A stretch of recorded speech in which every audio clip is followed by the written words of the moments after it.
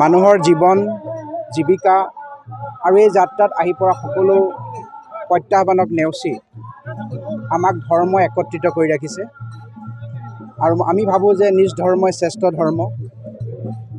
ৰক্ষতি ৰক্ষতঃ বুলি কয় ধৰ্মক ৰক্ষা কৰিব পাৰিলে ধৰ্মই আমাক ৰক্ষা কৰিব আৰু আমি সকলো সৌভাগ্যৱান যে মহাপুৰুষ শ্ৰীমন্ত শংকৰদেৱে এই পবিত্ৰ অসমত জন্মগ্ৰহণ কৰিছিলে য'ত বিভিন্ন জাতি জনগোষ্ঠী ধৰ্মাৱলম্বীৰ মানুহক একত্ৰিত কৰি এখন সমাজ নিৰ্মাণ কৰিছিলে সেই সমাজত আমি কেতিয়াবা সত্ৰৰ নামত কেতিয়াবা নামঘৰৰ নামত এনেধৰণে একত্ৰিত হৈ আহিছোঁ আৰু মহাপুৰুষ শ্ৰীমন্ত শংকৰদেৱ নাম ধৰ্ম সমাজো এক অনুষ্ঠান যি অনুষ্ঠানে আজি গুৰুজনাৰ কৃষ্টি সংস্কৃতিক লৈ পেলাই আগবাঢ়ি গৈছে আৰু নতুন প্ৰজন্মৰ মাজত এইখিনি বিলাই দিবলৈ চেষ্টা কৰিছে আজি ঐতিহ্যমণ্ডিত কলিয়াবৰৰ এই শান্তিপুৰৰ মণিকাঞ্চন ক্ষেত্ৰত মহাপুৰুষ শ্ৰীমন্ত শংকৰদেৱ নাম ধৰ্ম সমাজৰ চতুৰ্দশ দ্বিবাৰ্ষিক অধিৱেশনত যি বৰ্ণিল ভাগৱত আৰু সাংস্কৃতিক শোভাযাত্ৰা অনুষ্ঠিত হৈছে ইয়ে আমাৰ সকলোৰে মনত পবিত্ৰতা আনিব সকলোৰে অসমৰ কৃষ্টি সংস্কৃতিৰ যি সুকীয়া সক্ৰিয়তা আৰু বৈশিষ্ট্য আছে সেই সক্ৰিয়তা আৰু বৈশিষ্ট্যৰ প্ৰতি আমাক সকলোকে উদ্বুদ্ধ কৰি ৰাখিব ভাৰতীয় সনাতনী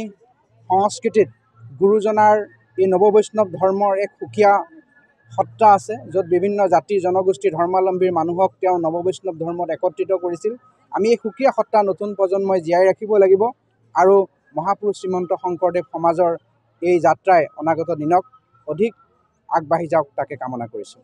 মহাপুৰুষ শ্ৰীমন্ত শংকৰদেৱ নাম ধৰ্ম সমাজৰ আজি 3দিনীয়া কাৰ্যসূচীৰে কলিয়াবৰৰ এই মণিকাঞ্চন ক্ষেত্ৰত শান্তিপুৰত যি অধিৱেশন ভাগ অনুষ্ঠিত হৈছে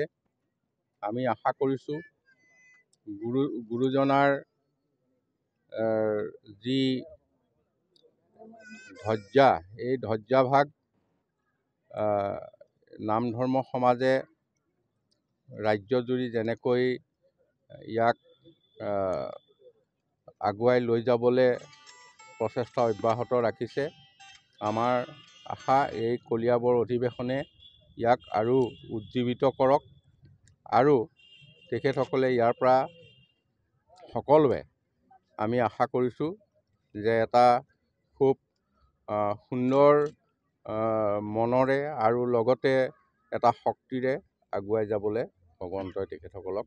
সমৰ্থ দিয়ক বা আমাক সকলোকে সমৰ্থ দিয়ক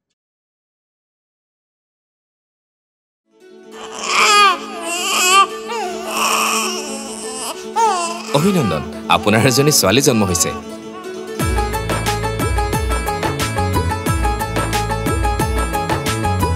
লাহি পাহি এজনী পৰি